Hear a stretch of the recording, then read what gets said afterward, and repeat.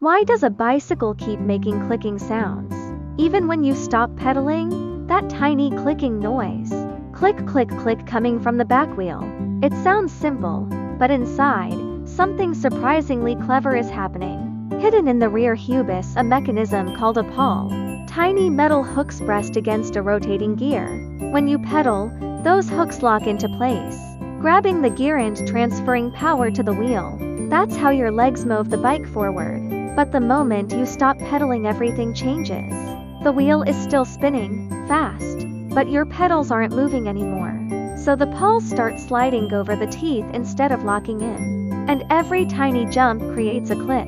Click, click, click. That sound is actually the mechanist disconnect and reconnecting over and over again, allowing the wheel to spin freely with it forcing the pedals to move. And the faster the wheel spins, the faster the clicking becomes.